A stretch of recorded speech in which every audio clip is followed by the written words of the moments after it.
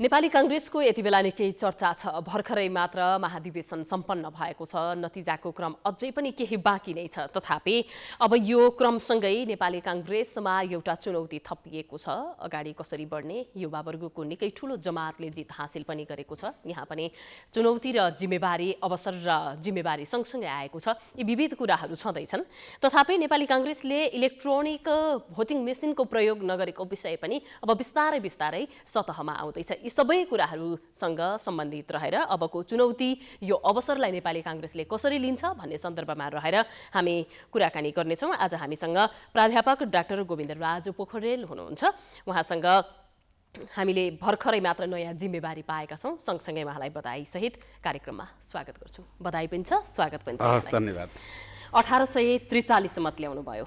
शेखर कोइरालाको प्यानलबाट यहाँले उम्मेदवारी दिनुभएको थियो, जित्नु पनि भयो। हजुर, यो जित अहिले सुखद लागिरहेको छ होला पक्कै पनि। हजुर, अब चुनौती र जिम्मेवारी चाहिँ कतिको बोध भएको छ? हैन, सुख यो अब आन्तरिक पार्टीभित्रकै अब प्रतिस्पर्धा हो। अब कोही साथीहरू आउन सक्नु भएन। अब कोही हामीहरू चाहिँ अहिले धेरै महाधिवेशन प्रतिनिधिले हामीलाई चाहिँ एउटा जिम्मेवारी दिनुभएको छ। यो निर्वाचन प्रक्रिया निरन्तर पनि चलिरहेको छ।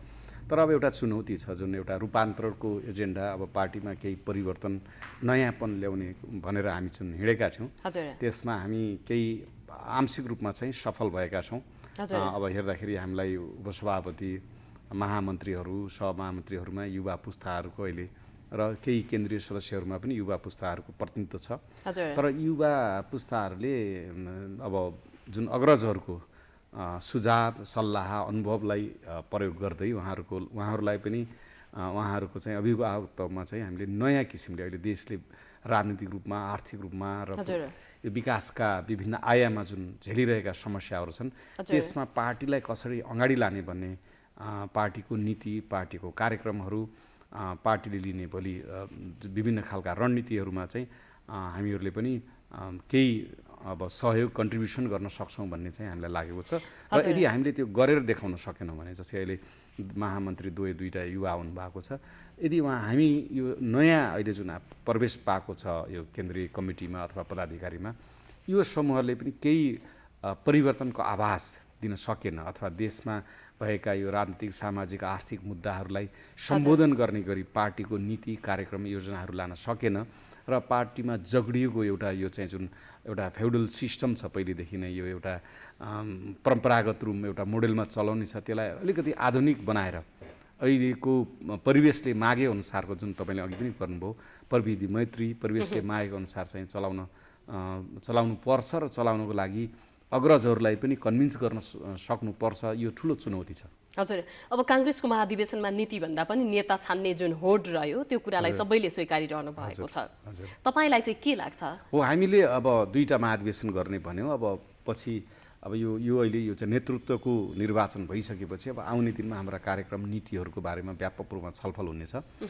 त्यो छुट्टै, किनभने दुइटै एकचोटि नमिसाउने भन्ने हिसाबले गयो। एउटा संवैधानिक अडचनहरू, एकदम समयको अब पाबन्दीले गर्दाखेरि पनि अहिले चाहिँ नेतृत्व छान्ने प्रक्रिया मात्रै हामीले अगाडि बढायौँ र यो नेतृत्व छान्ने प्रक्रियामा केही तिक्तताहरू पनि आए।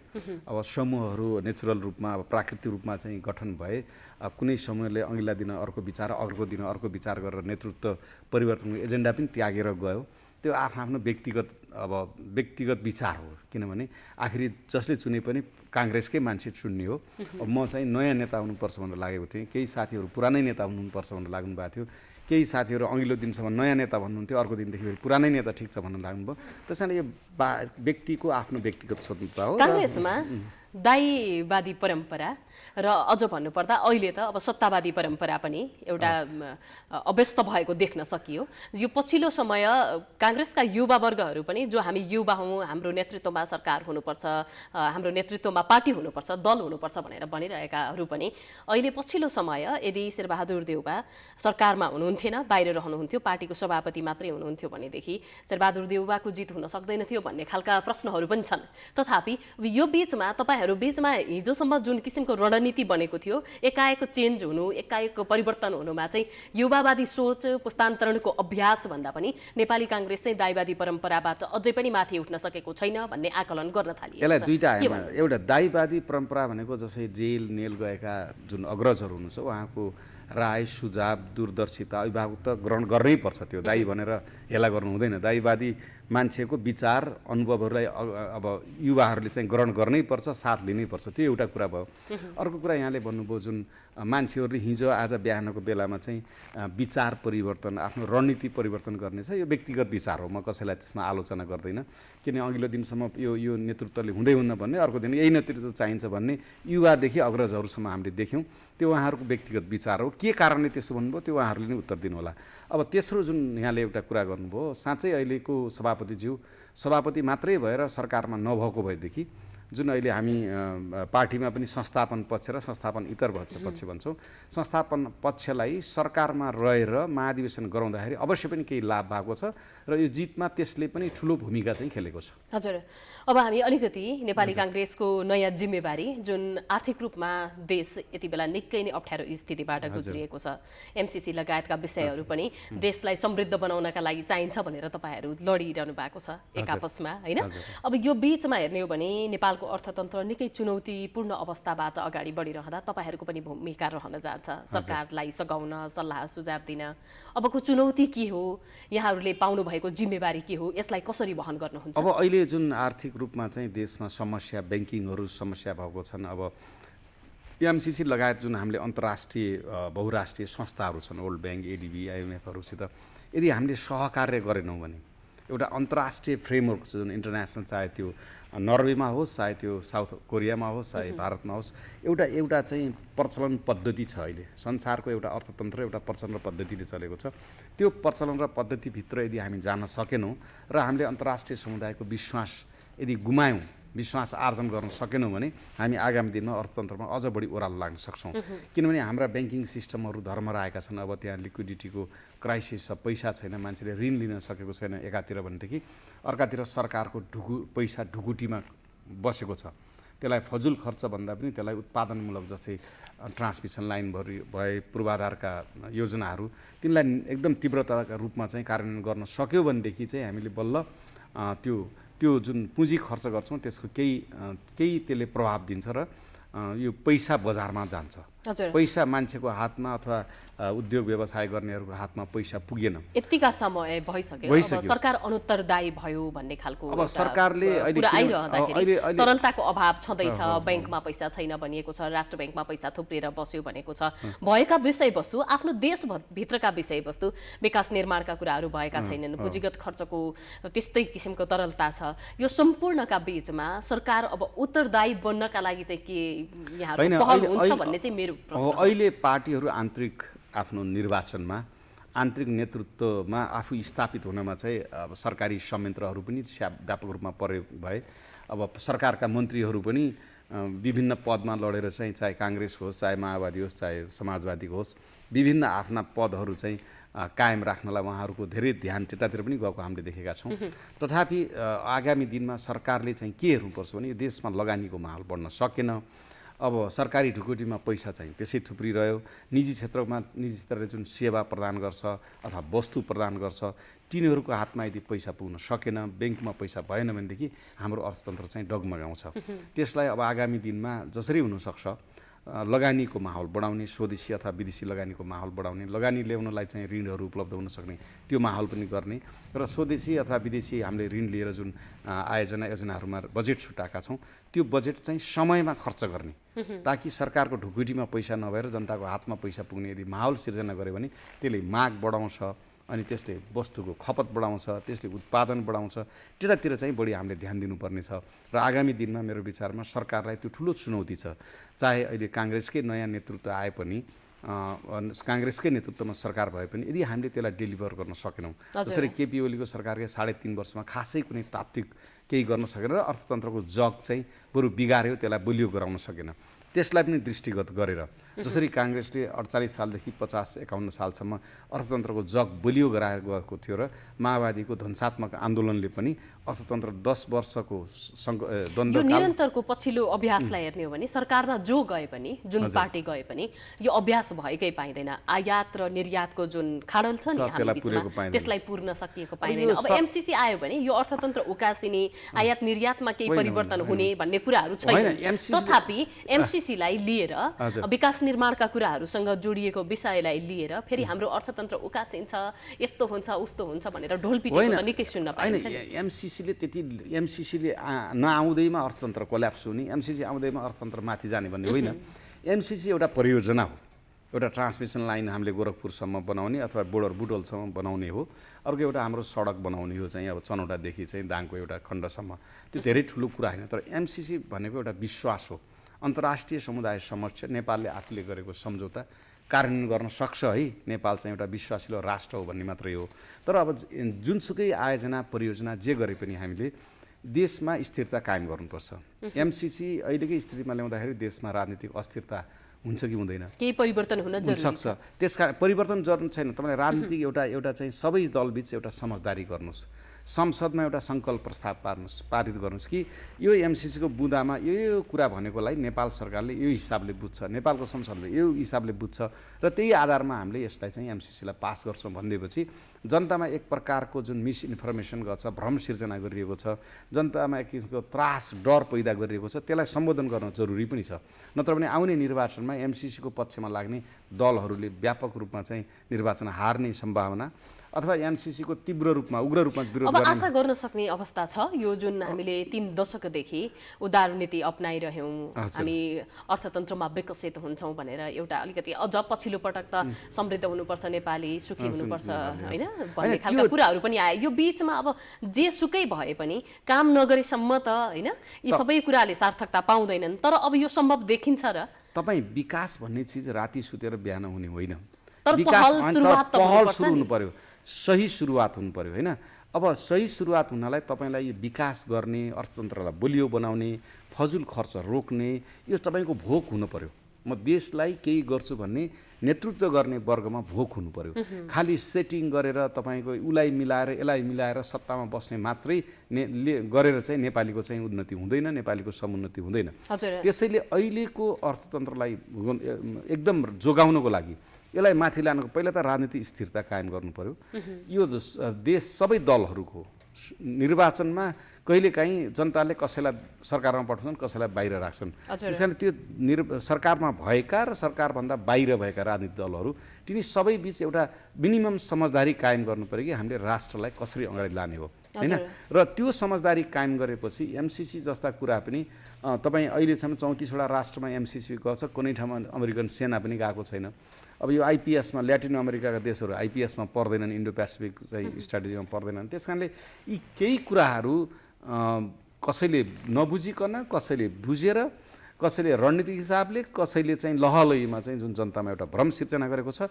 तर त्यो भ्रम सिर्जनाले चाहिँ भोलि राजनीतिक अस्थिरता त्यति मात्रै होइन, अब गठबन्धन नै टुटाउला जस्तो सम्भावना पनि देखिसक्यो। यो राजनीतिक व्यवस्थापन गर्नुपर्ने एकदम ठुलो जिम्मेवारी हो र यो चाहिँ सरकारको नेतृत्व गरेको हुनाले हाम्रो नेपाली काङ्ग्रेसले, नेपाली काङ्ग्रेसको नेतृत्वले पनि गर्नुपर्छ र अरू दल प्रतिपक्षमा रहेका अथवा सरकारमा प्रतिपक्षले त आह्वान गरिसक्यो, अब मिलेर जाउँ, एमसीसी पनि पास गरौँ, गठबन्धनलाई तोडिदिनुहोस्, तपाईँ हामी मिलौँ भन्ने खालका कुराहरू गरेको छ भनिएको छ।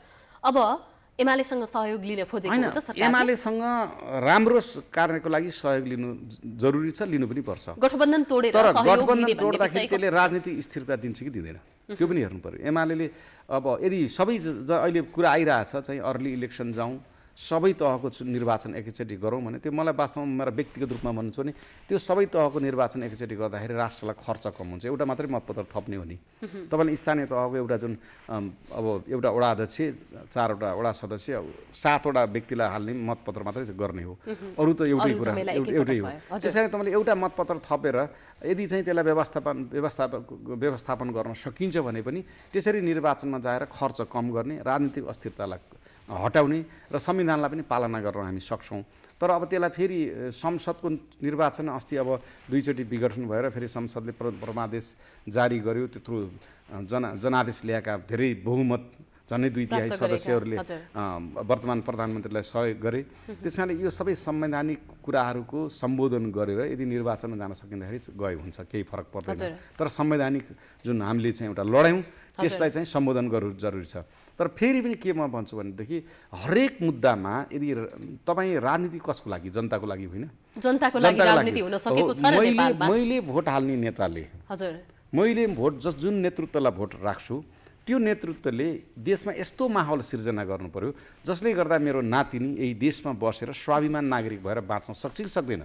त्यसकारण यो सबै जनताको, चाहे नेपाली काङ्ग्रेसको आन्तरिक निर्वाचन होस्, चाहे अरू पार्टीको निर्वाचन होस् अथवा देशको आम निर्वाचन होस्, जुनसुकै तहको भए पनि मतदाताले के सोच्नुपर्छ भने यो नेतृत्वले हैन मेरो यो देशमा छोराछोरी त कुरै छोड्नुहोस्, मेरो नातिनीसम्म भए पनि स्वाभिमान तरिकाले यो देशमा बाँच्न सक्छ कि सक्दैन भन्ने र यो नेताले त्यस्तो माहौल सिर्जना गर्न सक्छ मेरो पार्टीमा, मेरो यो व्यक्ति सरकारमा गएर गर्न सक्छ कि सक्दैन भन्ने कुरो मतदाता पनि जरुरी, एकदम सचेत हुनु जरुरी छ। यहाँ त के भयो भने मतदाताले गैरी खेतमा लगेर कोदो रोप्ने अनि बासमती धान फलेन भनेर चाहिँ टाउकामा चाहिँ हात लगाउने जुन नेपाली मतदाताको एउटा चाहिँ फेरि पनि दोष चाहिँ जनतामै जान्छ होइन। आखिरी म के भन्छु नि, त्यस्तो कोदो रोपेर धान फल्न खोज्ने जनता भनेको त जनतालाई नै हो नि। अब जनता 21 अहिले शिक्षाको स्तर हेर्नुभयो भने तपाईँ 95-97 तपाईहरु भोट माग्ने बेलामा र आफ्नो प्रतिबद्धता पूरा गर्ने बेलामा जनता मात्रै होइन, अहिले हरेक पार्टीका गाविससम्म स्तर संरचनाहरू भएका छन्। त्यो पार्टीका कार्यकर्ताहरूले पनि हेर्नु पर्यो कि तपाईँ आफ्नै पार्टीको नेतृत्व राम्रो छ कि अथवा अर्को व्यक्ति नेतृत्व राम्रो छ कि। त्यसकारणले नेतृत्व छान्ने प्रक्रिया जनतालाई मात्रै अब फेरि पनि निकास भनेको चाहिँ चुनाव नै हो होइन। निकास भनेको चुनाव हो। जुन किसिमले अहिले संसद तपाईँले यो अवरुद्ध भएको हामीले देखिरहेछौँ, यदि लगातार संसद अवरुद्ध हुने भने यो संसदको के काम त? निकास दिन पर्यो। अहिले एमसिसीको प्रस्तुत हुन पाएको छैन, थुप्रै अध्यादेशहरू पास गर्नु पर्यो, विधेयकहरू होलान् र तपाईँले देशमा जबसम्म समुन्नति ल्याउनको लागि लगानीको माहौल, विकास खर्च बढाउने माहौल, सामाजिक सुरक्षाहरू बढाउने माहौल, शिक्षा र स्वास्थ्यमा सबैको मिनिमम पहुँच बढाउने माहौल जब नीतिहरू ल्याएर बनाउन सक्नुहुन्न, संसदमा त्यस्ता प्रस्तुत गर्न सक्नुहुन्न भने त्यो संसदले त अनि जनताले त भोलि जनता त एकदम निराशा छाउँछ। कुरा गरौँ यो हाम्रो कार्यपालिका र न्यायपालिकामा जुन किसिमको अस्तव्यस्तता छ पछिल्लो समय, यो 2 महिनादेखि न्यायपालिका त झन् निकै नै नाजुक अवस्थाबाट गुज्रिरहेको छ। यो अस्तव्यस्त अवस्थाको निकास के हुन सक्छ? तपाईहरु कसरी यसलाई पहल कदमी अगाडि बढाउनुहुन्छ? यस बारेमा जानकारी अब रुट छ यो चाहिँ जुन राजनीतिक हस्तक्षेप भएको छ यो युवा पार्टी म भन्दैन, सबैबाट आफ्नो मनसाय पुरा गर्नको, आफ्नो अभिष्ट पुरा गर्ने जुन राजनीतिक हस्तक्षेप भएको छ त्यसलाई आगामी दिनमा कम गरेर जानुपर्छ। र अर्को कुरा चाहिँ सबै इन्स्टिट्युसनले, जस्तै न्यायालयको विवाद, न्यायालयका प्रधान न्यायाधीश लगायत अब त्यो सम्मानित सबै न्यायाधीशहरूले चाहिँ त्यसको सोलुसन भेटाउनु भयो भने राजनीतिक दलले त्यहाँ हस्तक्षेप गर्नु जरुरी हुँदैन। यदि उहाँहरूले यसलाई डेडलक राखिँदै रहनुभयो र राजनीतिक नेतृत्व चाहिँ चुप्लाएर बस्नु चाहिँ हुँदैन। किनभने हामीले हरेक क्षेत्रमा, चाहे न्याय क्षेत्र होस्, चाहे आर्थिक क्षेत्र होस्, चाहे सामाजिक क्षेत्र होस्, चाहे राजनीतिक क्षेत्रमा हो, यदि नराम्रा कामहरू भए, नराम्रो प्रणाली बसाल्न थालियो, व्यथिति भयो, अस्थिरता भयो भने त्यसको सोलुसन दिने, त्यसको निकास दिने त मूल काम त राजनीतिक नेतृत्वको हो नि। त्यसकारणले भरसक त्यो इन्स्टिट्युसनहरू जुन एउटा संरचनाहरू छन्, जुन एउटा चाहिँ हामीले बनाएका ती संरचनाहरूले आफै समस्या समाधान गर्न सक्छन् भने त्यो सबभन्दा अति उत्तम भयो। तर उहाँहरूले नगरेर देशलाई अधोगतिमा जाने किसिमको वातावरण सिर्जना भयो भने त्यसको निकास दिने, त्यसलाई सम्बोधन गर्ने मूल भनेको राजनीतिक दल हो। किनभने मूल नीति भनेको राजनीति नै हो। त्यसकारणले राजनीतिक दलहरूले पनि यदि आवश्यकता पर्यो भने हस्तक्षेप गरेर चाहिँ त्यो त्यस्ता इन्स्टिट्युसनलाई बचाउनु पर्छ। हजुर, अब यो फेरि पनि मैले केपी शर्मा ओलीलाई जोडे। सरकारमा हुँदा पनि केपी शर्मा ओली नै बलियो, सरकार बाहिर रहँदा पनि केपी शर्मा ओली नै बलियो भन्ने खालको संसद अवरोधको विषयलाई हेर्ने हो भने देख्न सकिन्छ। बलियो कसका लागि भन्दा पनि सरकारले सञ्चालन गर्न यति बेला नसक्नु, सरकारमा हुँदाखेरि पनि उहाँले अवरोध गरिदिनु, विघटन गरिदिनु, यो भन्दा बलियो के हुन सक्छ? जनताको प्रतिपक्ष त यति बेला होइन। तपाईँले जस्तै तपाईँ अमेरिकामा हामीले देख्छौँ एकजनाले आएर 17-18 जनालाई बन्दुकले मार्छ, त्यो बोलियो कि हाम्रो नीति बोलियो? त्यसकारणले नीतिको कुरा त नेपाली कांग्रेसले अझ भन्नुपर्दा नेपालमा राजनीति गर्ने राजनीतिज्ञहरूले नगर्दा नै राम्रो हुन्छ भन्ने खालका विषयहरू धेरै माथिसम्म आइसकेका छन्। यो केपी शर्मा ओलीले संसद विघटन गरेर उहाँ बोलियो अथवा संसद अवरुद्ध गरेर बिगार्न त सबै बोलियो भएर भएन नि। तपाईले निकास पार्न चाहिँ किन नसकेको त? बलियो हुन किन नखोजेको भन्ने विषय चाहिँ त्यही भएर 3.5 वर्ष तपाईको 6वटा प्रदेशमा सरकार भएको, 420 वटा स्थानीय तहमा सरकार भएको, संसदमा झन्नै 2/3 बहुमतको सरकार भएको व्यक्तिको आज कुनै पनि प्रदेशमा सरकार छैन। हैन, मैले नबुझेको कुरा त्यो किसिमको त्यो चाहिँ तपाईले एउटा घमण्ड गरेर एउटा देशलाई डेडलकमा राख्छु भनेर समुन्नतिको बाटोलाई अवरोध गराउँछु भनेर त्यसरी चाहिँ बलियो भइँदैन। त्यो बलियो भइदैन भने त्यो कारबाही चाहिँ किन हुँदैन त? होइन, त्यसरी अब गलत यो गरिरहँदाखेरि अहिले पनि लोकतन्त्रमा कारबाही गर्ने त सबभन्दा ठुलो चाहिँ त जनता नै हो। जनताले आगामी निर्वाचन जनताको प्रतिनिधित्व गर्ने व्यक्तिहरू संसदमा बोल्नै पाउँदैनन्, विषय एजेन्डाहरू राख्नै सक्दैनन्, अनि तपाईँहरू कसरी बलियो होइन, हुनुहुन्छ? कसरी वार्ता गर्नु पर्यो, नभए उहाँहरू अदालतमा मुद्दा हाल्न जानु पर्यो होइन। त्यो चाहिँ एउटा लठैत हिसाबले चाहिँ संसद पटक पटक अवरुद्ध गर्ने, त्यसलाई निकास नदिने, आफ्ना मागहरू विभिन्न हिसाबले ल्याउनुहोस् न, के ल्याउन सक्ने संसदमा मानहानिको मुद्दा ल्याउनुहोस् होइन, विभिन्न किसिमको अविश्वासको प्रस्ताव ल्याउनुहोस्, अरू ल्याउने उपाय छ नि त संसदमा। तपाईँले चाहेको चिजलाई सम्बोधन गर्ने त राजनीतिक प्रक्रिया होला, कानुनी प्रक्रिया होला, संवैधानिक प्रक्रिया, त्यता जानुहोस् न। हामी यो विशेष कुराकानीको एकदम अन्त्यमा आइसकेका छौँ। एउटा हामीले पृष्ठभूमिमा पनि जोडिसकेको र नेपाली काङ्ग्रेसले अहिलेको पटक इलेक्ट्रोनिक हिसाबले प्रविधिको प्रयोग गरेर भोटिङ गर्न नसकेको विषय चाहिँ के कारणले गर्दा एकदम संक्षेपमा यो चाहिँ अहिले मैले सुनेअनुसार यो नेपालमा पाउने भोटिङ मेसिनमा 50 वटा मात्रै पोइन्ट छ। जसै म खुला सदस्य आएँ, त्यहाँ चाहिँ 79 जना चाहिँ उम्मेदवार हुनुहुन्थ्यो, उहाँहरूलाई त्यो सुइटेबल भएन। त्यस कारणले कुनैमा भोटिङ गर्ने, कुनैमा इलेक्ट्रोनिक भोटिङ नगर्ने भन्ने, यो मिक्स नगर्ने भन्ने भएको कारणले गर्दाखेरि सबै पेपर भयो। आगामी दिनमा तपाईँ 100 वटा उम्मेदवार भयो भने त्यो भोटिङमा बटन 100 वटा हुनु पर्यो, त्यो छैन अहिले चाहिँ त्यहाँ होइन, 50 वटा मात्रै छ भन्ने सुनेको छु। त्यस कारणले प्राविधिक कारणले यो अहिलेको उन्नत प्रविधिलाई चाहिँ प्रयोग गर्न नपाएको हो। तर आगामी दिनमा हामीले चाहिँ निर्वाचनको प्रक्रिया यसरी जानु पर्यो कि यो उन्नत प्रविधिलाई प्रयोग गरेर पहिले विचार गरिनु पर्यो, भोलि हामीलाई के चाहिन्छ। तर अब लोकतन्त्र हो, तपाईँ अब 1000 जना पनि उम्मेदवार हुन सक्छन्, समस्या छ नि त्यहाँनिर। त्यस कारणले यो जुन लोकतान्त्रिक अधिकार, मान्छेको उम्मेदवार हुन पाउने अधिकार र हाम्रो प्रविधिको चाहिँ एउटा लिमिटेसन होइन, यस प्रविधिको एउटा चाहिँ क्षमताको कारणले गर्दाखेरि इलेक्ट्रोनिक भोट चाहिँ जान सके। हस्, यहाँलाई धेरै धेरै धन्यवाद, फेरि पनि बधाई, अनि आगामी कार्यकाल चाहिँ सफल रहोस्। यहाँहरूले भन्नुभएको जस्तै अन्तर्वार्तामा बहसमा बोल्दाखेरि यहाँहरू जसरी बोल्नुहुन्छ त्यसै गरी काम गर्नु होला भन्ने आफ्नो व्यक्तिगत जिम्मेवारीलाई यही हिसाबले निभाउनेछौँ। यहाँले बोलाउनु भयो, धेरै धेरै धन्यवाद। नमस्कार दर्शकवृन्द, हामी यति बेला कुराकानी गर्दै थियौँ प्राध्यापक डाक्टर गोविन्दराज पोखरेलसँग। उहाँ नेपाली काङ्ग्रेसका नवनिर्वाचित केन्द्रीय सदस्य रहनु भएको छ। नेपाली काङ्ग्रेसको अबको चुनौती के हुन सक्छ? यो नयाँ अवसर पाएका नयाँ युवाहरूले साँच्चै आफूले राखेका एजेन्डागत रूपमा सम्बोधन गर्न सक्छन् कि सक्दैनन्, जनताको मन जित्न सक्छन् कि सक्दैनन् भन्ने एउटा ठूलो चुनौती अब नेपाली काङ्ग्रेसलाई रहेको छ। यिनै विषयमा रहेर हामीले कुराकानी गर्यौँ। समाचारको सिलसिला अझै जारी छ, हामी विश्रामपछि आउँछौँ।